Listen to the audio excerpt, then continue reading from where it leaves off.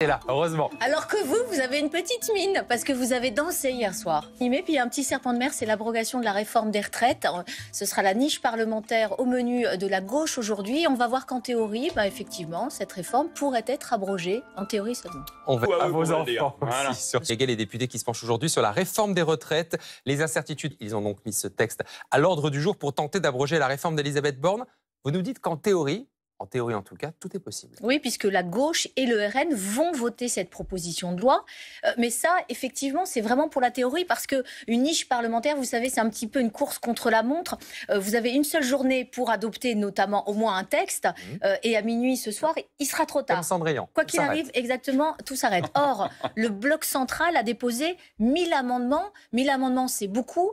C'est même trop pour être examiné en une seule journée. C'est donc perdu d'avance, a priori, pour la gauche. Alors, qu'est-ce qui se passe en représailles ? Eh bien, les Insoumis ont fait ce qu'on appelle du name and shame, c'est-à-dire ils ont fait de la délation sur les réseaux sociaux en diffusant noms et photos de tous les députés ayant déposé un grand nombre d'amendements, des députés qui reçoivent depuis des mails d'insultes, d'intimidation, de menaces. Alors, les Insoumis sont coutumiers de la méthode, mais ils oublient un petit peu vite qu'il y a un an, au moment de l'examen de la réforme des retraites, eux aussi, ils avaient noyé les débats sous des milliers d'amendements. Oui, beaucoup plus que 1000 d'ailleurs. C'était vraiment propre réforme des retraites.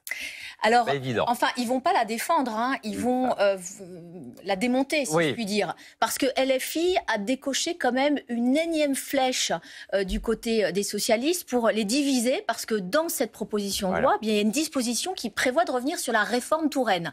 C'était un texte, on s'en souvient, qui permettait d'allonger la durée de cotisation de 42 à 43 annuités. Ça se passait sous le mandat du socialiste François Hollande, exactement. Alors, certes, le Parti socialiste s'est désolidarisé d'une partie du bilan de François Hollande, mais il a toujours soutenu cette réforme.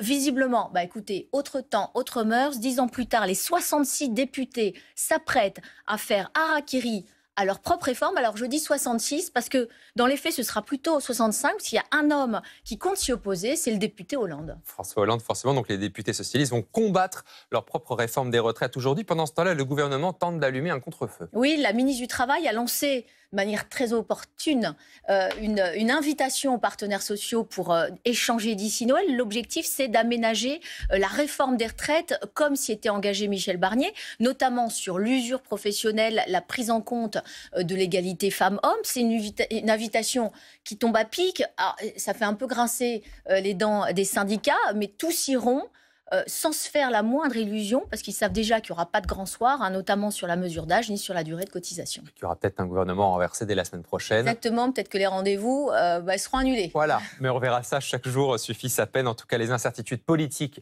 du moment ont déjà... Oui, hier, il s'est passé quelque chose d'inédit. Il avait failli être éjecté de 50 milliards d'euros, c'est le deuxième. Fatigue physique. Qui a un caractère un peu compliqué. Mais qui a bien contribué.